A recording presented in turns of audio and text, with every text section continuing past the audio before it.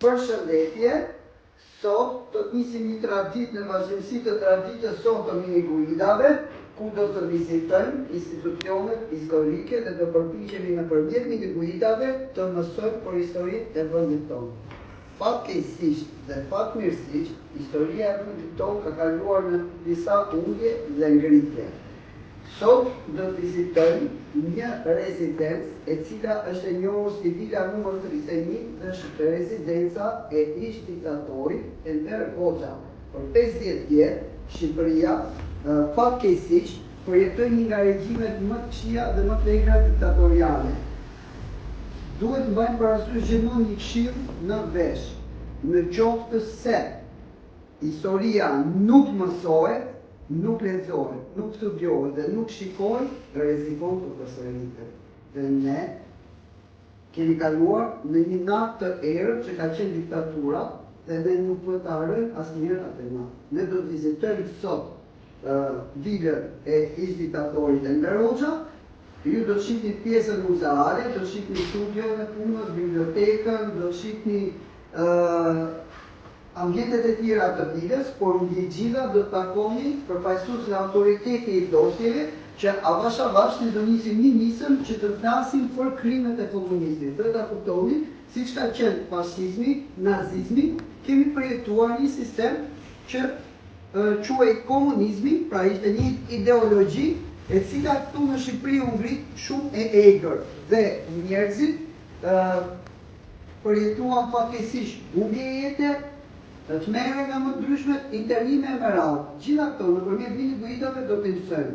Do ta nisim nga sot me vilën 31, ku është qendra kryesore e njeriu që e ngriti këtë sistem të tmerrshëm për Shqipërinë. Ne, detyra e një institucioni arsimor është të mësoj dhe të paraqes fakte dhe të paraqes historinë duke e parë dhe duke i dëgjuar të gjitha opinionet dhe gjitha faktet. Nëpërmjet aktiviteteve ekstrakurrikulare, nëpërmjet intervistave që ju keni bërë, e keni kuptuar që ne jemi munduar herë pas here, Time Center është një derë e hapur për të gjitha kategoritë, për të gjitha rrymat, për të gjitha opinionet, secili ka të drejtë të vijë dhe të dëshmojë historinë e tij.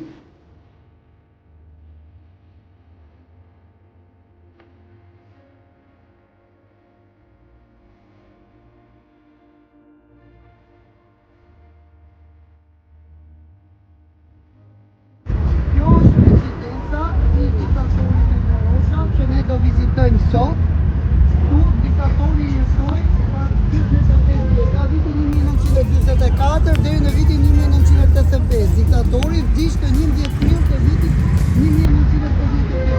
20 vjet më parë do të shohim ambientet një nga një.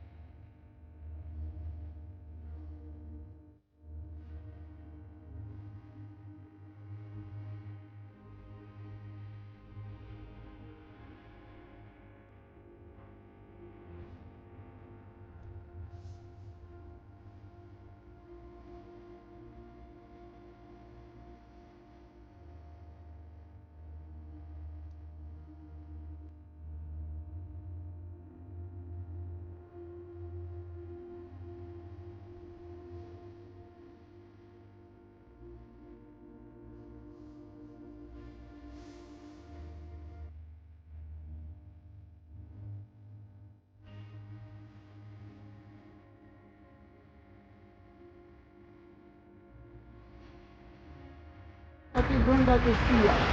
Ne do futemi mbasi ta vizitojmë 2 kape larg, do zbresim dhe do të shohim do të niset viza, do vinë këtu, lidhen atë do vinë përballë, mbrapa aty pallatit të Rosë simbolit, dhe nga ana tjetër është një ditë tjetër, lidhen dhe në atë ditën atje.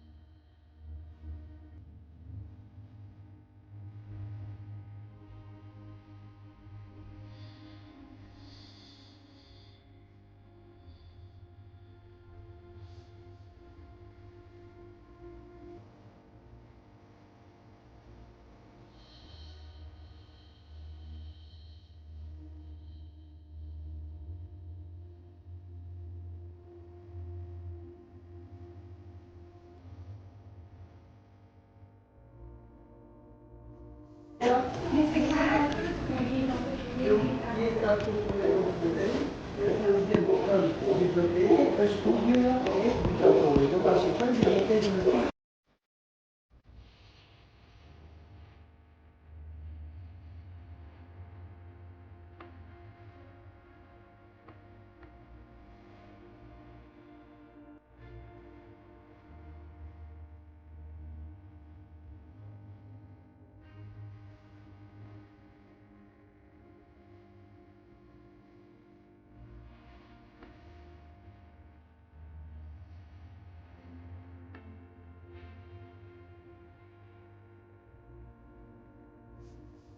Do unë kemi hyrë tani është studje punës e diktatorit që ka banuar këtu. Kjo është tavolina punës, kjo është biblioteka personale. Aty mbrapa, ja është një parazon dhe zoma e gjumit. Endi ku diktatori punon. Pra pjesa më historike e gjithë vitës është kjo pjesa aty, është tavolina dhe biblioteka personale.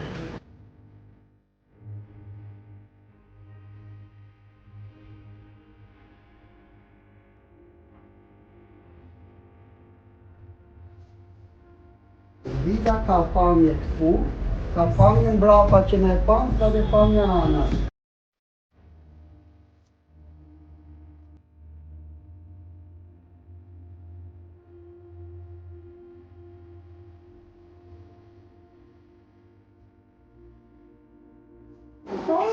Unë jam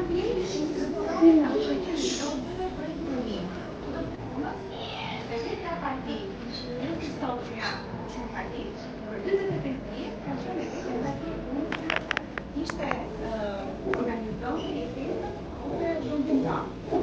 Ai që zhvillon ishte i politika ndryshme që ne kemi përsëritur për t'i treguar se si përngjisheshin njerëzit. Arkivi i autoritetit nuk është si arkivi i shtetit, nuk është si një arkiv me fotografi të bukura ose që tregon histori që kam poezi, që nuk ketë një shkrimtar arkivin e vet, por është një arkiv me dokumente, me I vendose në survejim apo përgjigje nga institucioni i sigurimit të shtetit, ndërtoi një dosje dhe çdo gjë që thuhej për atë qytetar regjistrohej ke ajo dosja. Është një dosje që ndiqej. Dhe ky personi që ndiqej quhej Rita Çoma. Ishte një vajzë. Ata vendosën që të kundërshtojnë partinë. Dhe u futën në burg. Pra nuk ishin të drejtë si gjithë popullit që të shprehin në linjën e tyre dhe që ishin pjesë të partisë. Në momentin që do të humbur, ata u vendosën. Dhe u internuan.